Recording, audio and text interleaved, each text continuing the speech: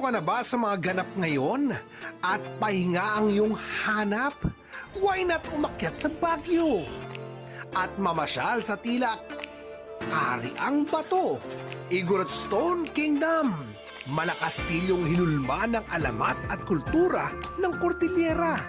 Di nakakadapa ang hagdan-hagdang disenyo, nahango sa tradisyonal na pagsasalansan ng mga bato ng mga igorot o riprap kahit walang simento. Be an igorot for a day sa arkilahan ng traditional Cordilleran attire. At mamangha sa panoramic view mula sa view deck. Kulturang kabundukan na rin ang usapan.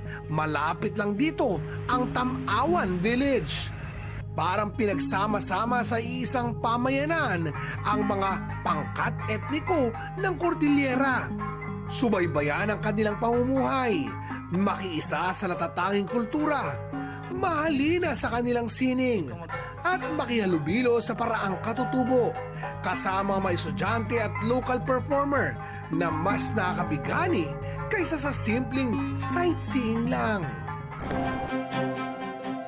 Pero kung hanap ay sight to behold, labas ka lang ng City of Pines para ma-enjoy ang nature sa Mount Camisong sa Itogon, Benguet, 30 minutes mula sa Baguio.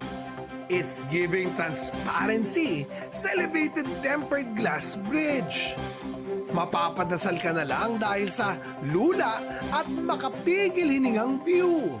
Kakaibang thrill dahil layon nila, indulge in nature experience sa pamamagitan ng hiking activities tulad ng trekking sa forest trails. At nagsusulong pa ng sustainable tourism at conservation. Habang tag-init pa, habol na sa complete package ng chill vibes, culture, and nature ng Baguio. Oscar Oida, GMA News.